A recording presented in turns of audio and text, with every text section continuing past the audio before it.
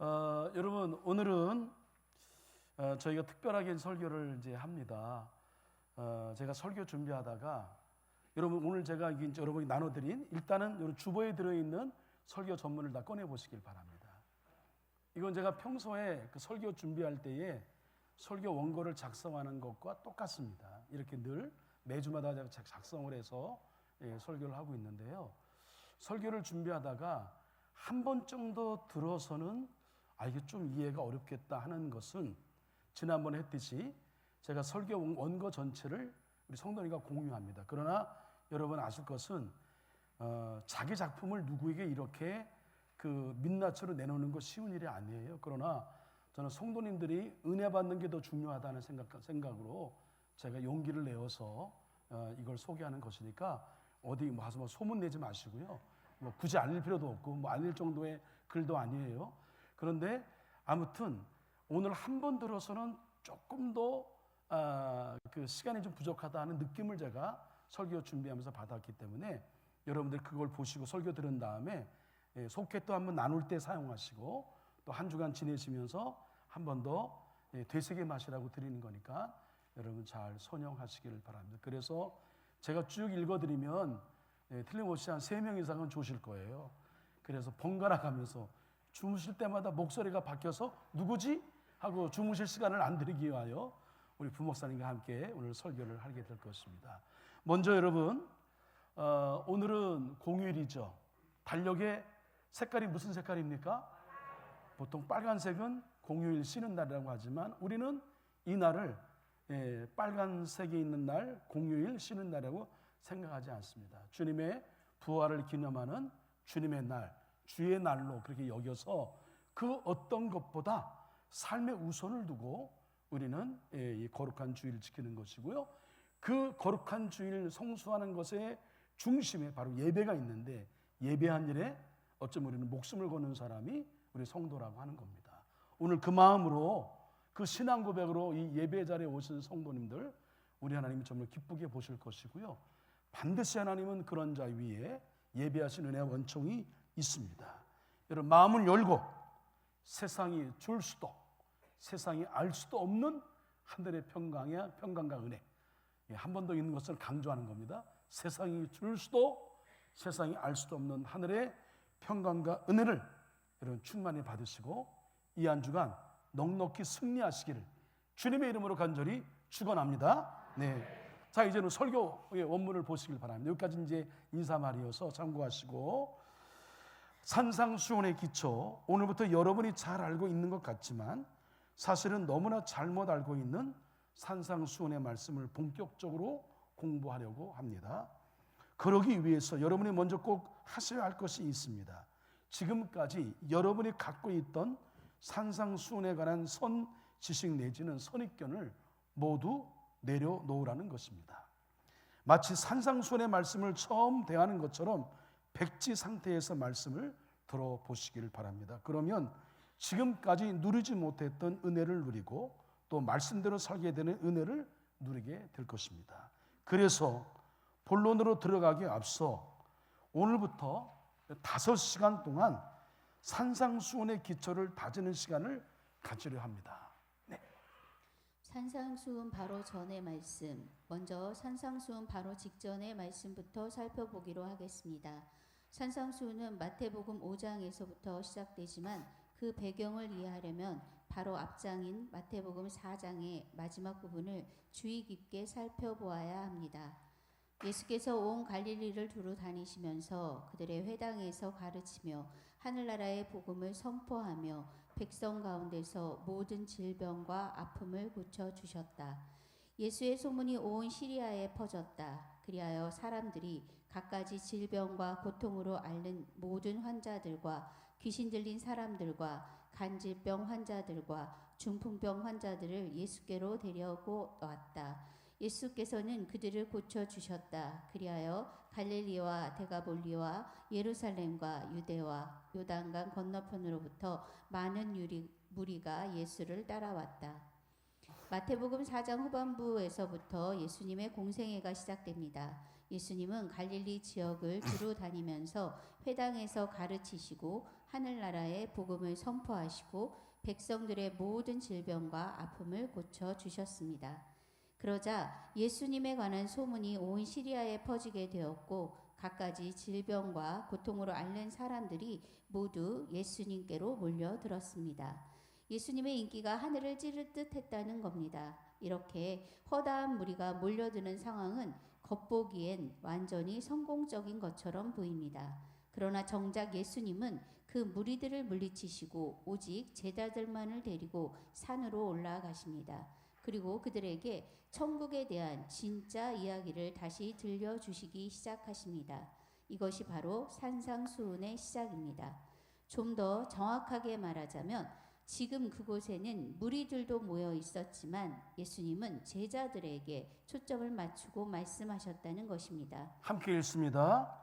예수께서 무리를 보시고 산에 올라가 앉으시니 제자들이 그들에게 나왔다. 그렇습니다. 예수님은 지금 무리들이 다 듣고 있는 자리에서 제자들에게 제자의 길을 가르치시고 계신 것입니다. 왜 그렇게 하셨을까요? 사람들은 예수님의 기적을 보고 몰려들었지만 정작 예수님이 선포하시는 천국 복음의 본질을 오해하고 있기 때문입니다.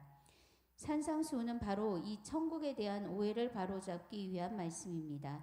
바로 이런 이유 때문에 산상수훈은 도덕적 교훈이나 윤리 강령이 아니라 예수님이 가져오신 하나님 나라의 본질이 무엇인지를 설명하는 말씀인 것입니다. 예수님의 산상수훈 말씀의 1차적인 청중은 제자들이라는 것입니다. 제자들이 누구입니까? 요한계시록에 보면 12제자는 교회를 상징합니다. 다시 말해서 이 세상에 존재하는 교회들을 향하여 주신 말씀이라는 것입니다. 산상설교 바로 후의 말씀. 이번에는 산상수훈의 마지막 부분을 살펴보겠습니다. 그러면 산상수훈의 마지막 부분에는 어떤 말씀이 기록되어 있을까요? 사실 산상수훈의 본론은 사실상 마태복음 7장 14절로 끝이 납니다. 그리고 그 다음에는 세 개의 비유가 등장합니다. 예수님은 이 세 개의 비유를 통해서 제자들이 지금까지 예수님이 하신 말씀대로 살 것을 강조하고 계신 것입니다. 세 개의 비유에 관해서는 나중에 다시 좀 더 자세히 살펴보기로 하고 이 시간에는 마지막 세 번째 비유를 간단히 살펴보도록 하겠습니다. 예수님의 산상수훈의 마지막 말씀은 반석 위에 세운 집과 모래 위에 세운 집에 관한 비유로 마무리됩니다. 이 비유를 한마디로 요약하면 율법의 기초 위에 세운 집은 무너지고 예수 그리스도의 은혜라는 반석 위에 세운 집은 영원히 남는다는 것입니다. 그렇습니다. 산상수훈의 말씀은 단지 착하게 살라는 윤리적 가르침이 아닙니다.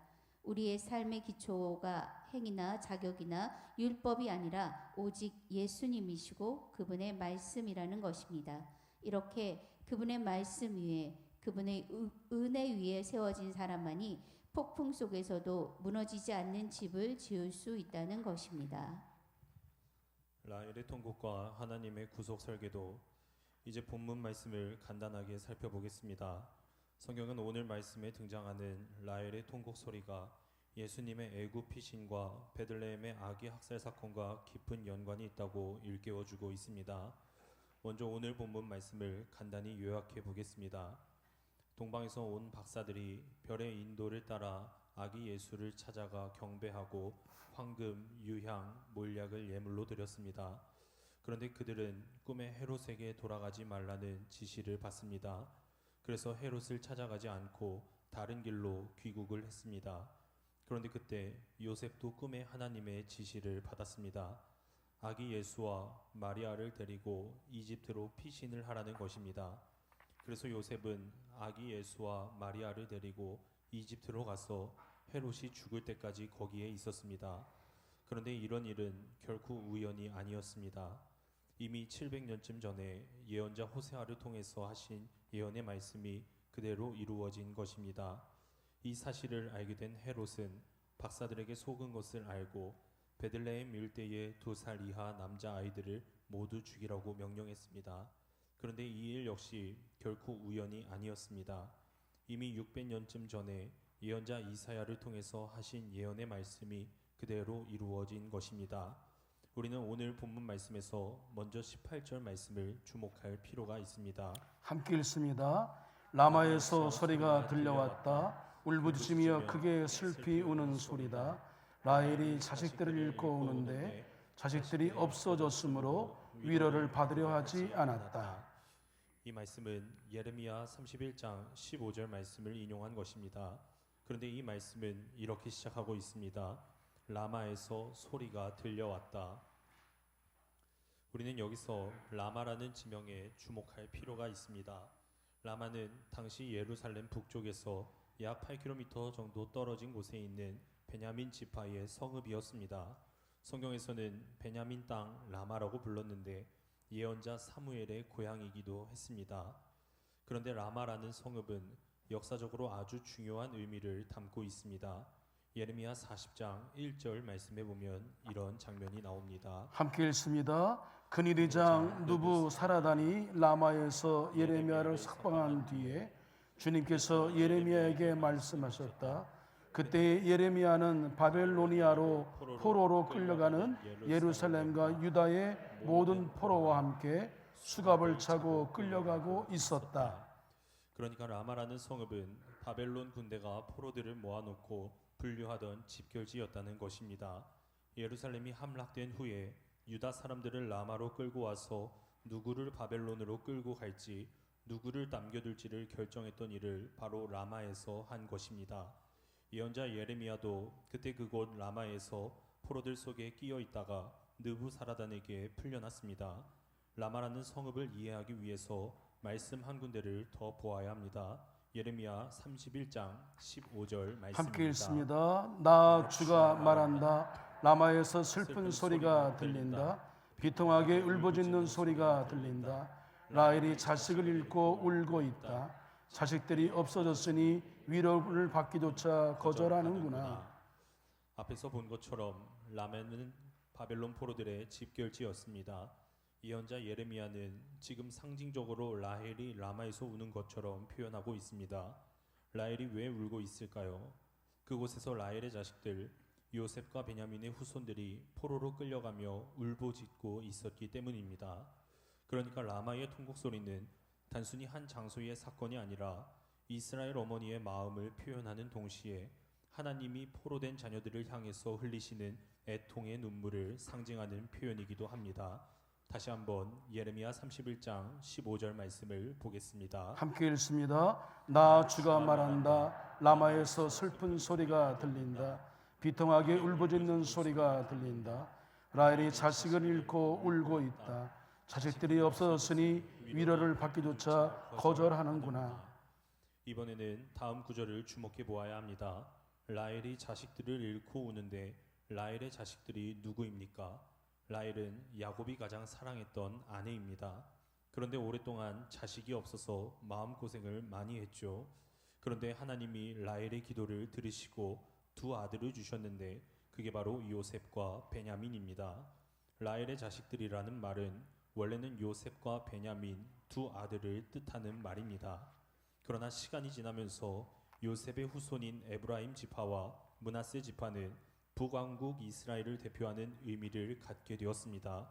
그리고 둘째 아들 베냐민의 후손은 솔로몬이 죽은 후에 분열된 남왕국 유다를 구성하는 두 지파 중 하나였습니다.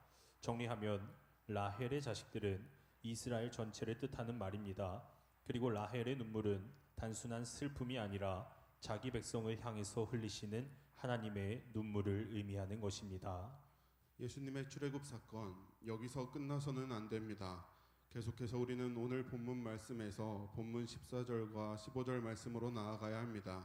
오늘 본문 14절과 15절 말씀에 보면 이렇게 기록되어 있습니다. 함께 읽습니다. 요셉이 일어나서 밤사이에 아기와 그 어머니를 데리고 이집트로 피신하여 헤롯이 죽을 때까지 거기에 있었다.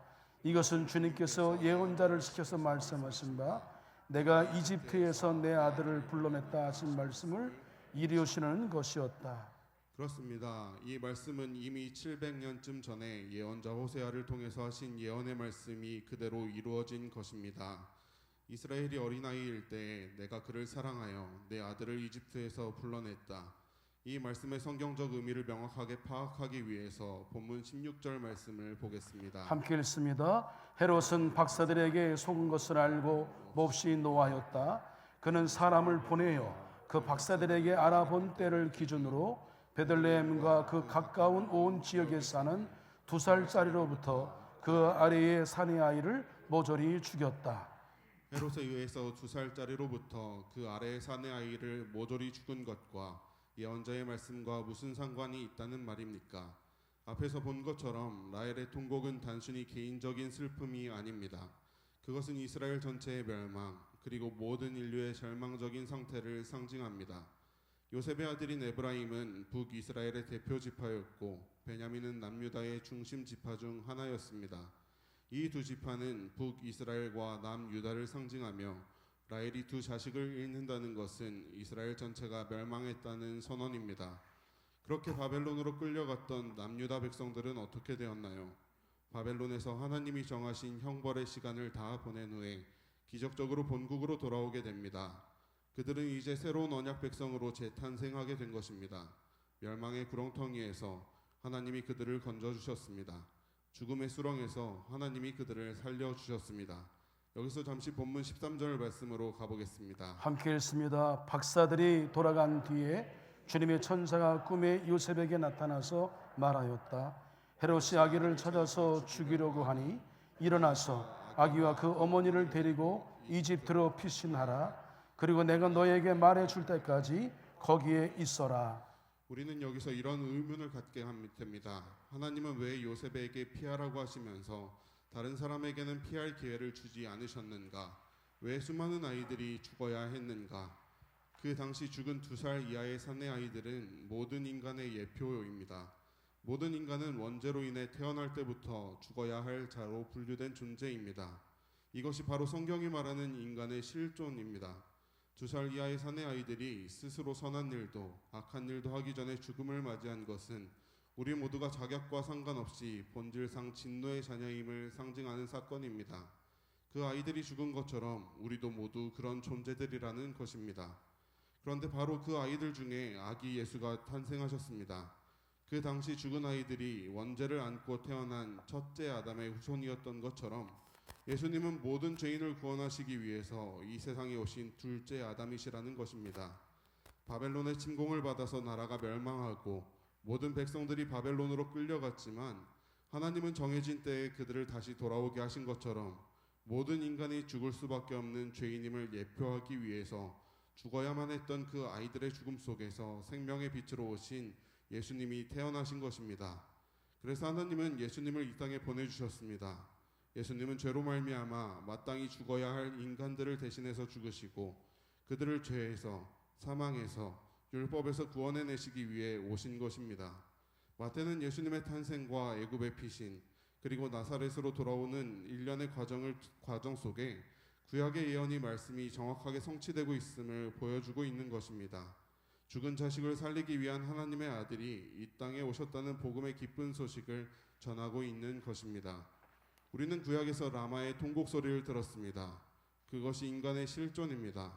그런데 우리는 예수님의 출애굽 사건을 통해서 예수님이 그런 우리를 구원하시기 위해서 이 세상에 오셨다는 사실을 깨닫게 됩니다. 이것이 산상수훈이 위치한 복음의 전환점입니다. 산상수훈은 단지 착하게 사는 법을 가르쳐주는 말씀이 결코 아닙니다. 죄로 말미암아 죽음의 슬픔 가운데 빠져 있던 우리를 구원하시기 위해서 죽음의 통곡 소리를 뚫고 이 세상에 오신 예수님과 함께 구원의 감격을 가지고 살아가라는 축복의 말씀입니다. 사랑하는 한소의 성도 여러분, 사람은 내가 누구인지에 대한 자아의 발견과 정체성에 대한 깨달음이 있을 때에 성공에 가까운 삶을 살고 인생을 가치 있고 의미 있게 살아갈 수 있는 것입니다. 저는 개인적으로 산상수훈은 이 말씀을 대하는 독자 우리들에게 너희가 누구냐라는 정체성을 일깨워주는 강력한 메시지가 담겨 있다고 생각합니다. 저와 여러분은 원죄로부터 출애굽한 구원받은 하나님의 아들이요 딸입니다. 우린 이제 하나님의 통치하심에 따라 살아야 하고 하나님 나라의 백성다운 삶을 살아야 합니다. 그것이 우리의 아이덴티티, 정체성입니다. 그런 우리가 살아야 할 신앙과 삶의 원리, 원칙이 바로 산상수훈입니다. 우리 빨간 글씨로 되어 있는 분 함께 읽습니다. 시작. 산상수훈은 도덕적 교훈이나 윤리 강령이 아니라 예수님이 가져오신 하나님 나라의 본질이 무엇인지 설명하는 말씀입니다. 산상수훈의 말씀은 단지 착하게 살라는 윤리적 가르침이 아니라 우리의 삶의 기초가 행위나 자격이나 율법이 아니라 오직 예수님이시고 그분의 말씀이라는 것을 설명하고 있는 것입니다. 산상수훈은 단지 착하게 사는 법을 가르쳐주는 말씀이 결코 아닙니다. 죄로 말미암아 죽음의 슬픔 가운데 빠져 있던 우리를 구원하시기 위해서 죽음의 통곡 소리를 뚫고 이 세상에 오신 예수님과 함께 구원의 감격을 가지고 살아가라는 축복의 말씀입니다. 이와 같이 오늘 이 산상수훈에 대한 새로운 인식, 새로운 깨달음이 있기를 원합니다. 이 산상수훈에 대한 거룩한 호기심이 저와 여러분 안에 새롭게 일어나기를 간절히 축복합니다. 기도문 함께 읽습니다. 함께 기도합니다.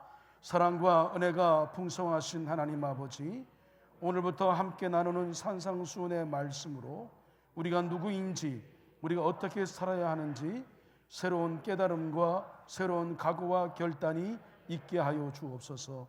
예수님을 믿는 성도로서 바른 믿음, 바른 삶을 살게 하여서 진정한 하늘의 복을 누리고 그 복을 우리의 삶으로 전하게 하여 주옵소서.